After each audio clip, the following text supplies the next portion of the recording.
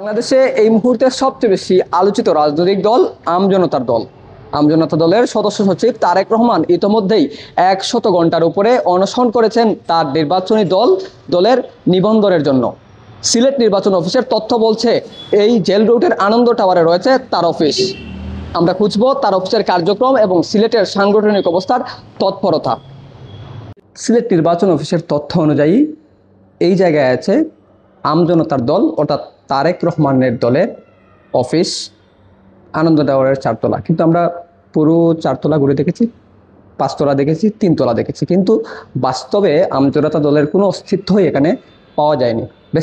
বেশ কিছু মানুষের সঙ্গে আমরা কথা বলেছি, মার্কেটে ম্যানেজারের সঙ্গে কথা বলেছি, তারা বলছেন কোনো রাজনৈতিক দলের অফিস এখানে নেই। তারপরেও আমরা আরেকটু ঘুরে দেখ। 32 ইঞ্চি জেভিকো টিভি এখন মাত্র 15,000 টাকায়, সাথে পাচ্ছেন 3 বছরের প্যানেল ওয়ারেন্টি।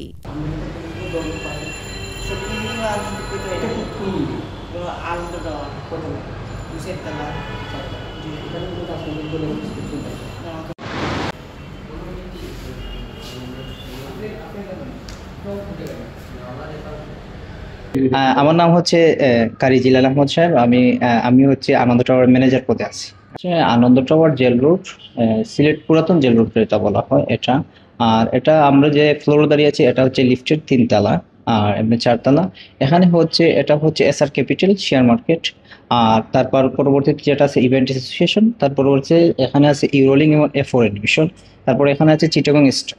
এইগুলো এই যে চিটাগং স্টক আউট তো শেয়ার মার্কেটের অন্তর্গত, বুঝতে পারছেন? 4 তলা বলতে যদি আমি ধরি লিফটের 4 ধরি তাহলে 5 হয়ে যায়। সেই ক্ষেত্রে উপরে কি আছে? উপরে আছে এই ধরনের কনসার্নেটি। আচ্ছা, তাহলে কনসার্নেট অফিসগুলো আপনার জানা মতে আপনি যেহেতু ম্যানেজার, এখানে আমজনতার দলের কোনো অফিস, পার্টি অফিস আছে নাকি? না, এই ধরনের কোনো অফিস আমাদের টাওয়ারে নেই, আপনি নিশ্চিত হতে পারেন। এই ধরনের কোনো আপনার নাম আর টাওয়ার লিফটের 3 4th ফ্লোর। এইটা হইতেছে আপনার যে জাস্ট কনসালটেন্সি ফার্ম আছে, এইখানে একটা আপনার এসআর ক্যাপিটাল, শেয়ার বাজার, এইরকম আর কিছু নাই এখানে। আমজনতার দল তার আমি তো যেমন জানি না, কারণ আমি দেখি নাই এখন।